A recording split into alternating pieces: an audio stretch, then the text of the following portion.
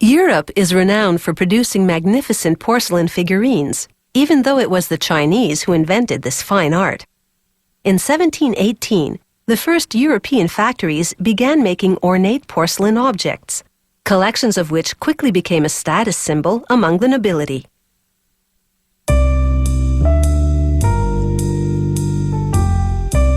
This Viennese palace is home to Europe's second oldest manufacturer of handmade porcelain.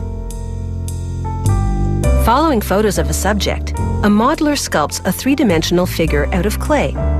Not only must he include all the intricate details, he also has to make the model 14% larger than the final size, because porcelain shrinks during the firing process.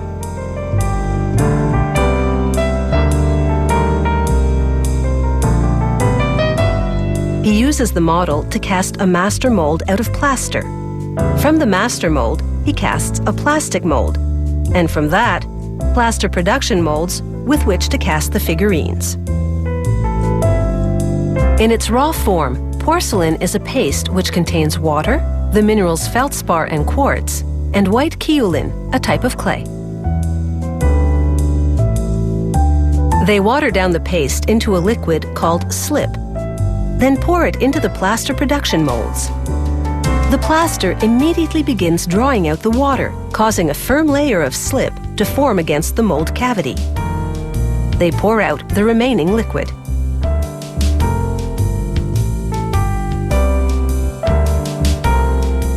When the slip layer is finally thick enough, they open the mold and carefully extract what is by now a figurine with fine details.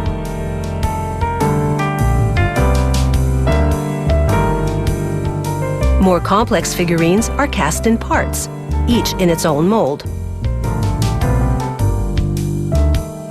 The modeler carefully touches up each casting, scraping off seams and fine-tuning the details. Then he assembles the parts, using slip to adhere them together.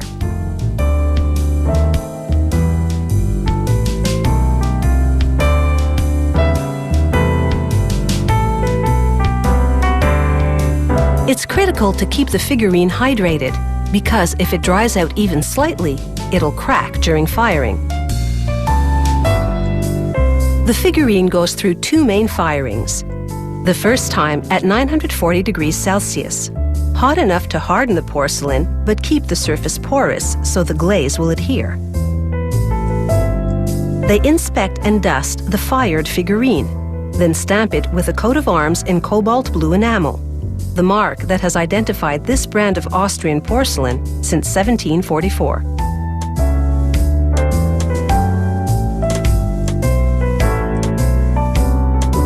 Then they dip the figurine in glaze, a mixture of water and several materials, including quartz, feldspar, kaolin, and ground-up porcelain.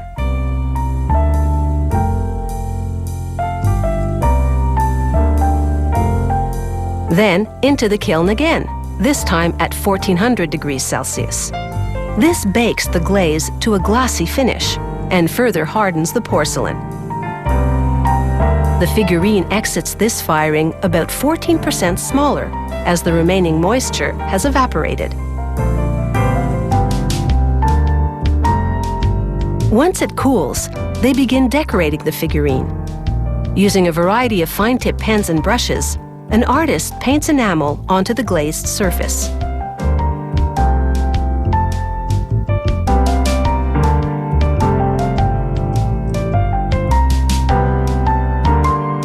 Between paint applications, depending on the number of colors and intricacy of color blending, the figurine undergoes as many as 6 minor firings at 820 degrees Celsius.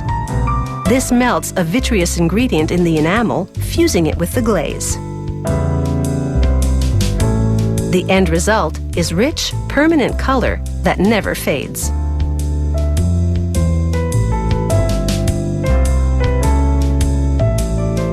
Despite its delicate appearance, porcelain is nearly as strong as steel when under compression.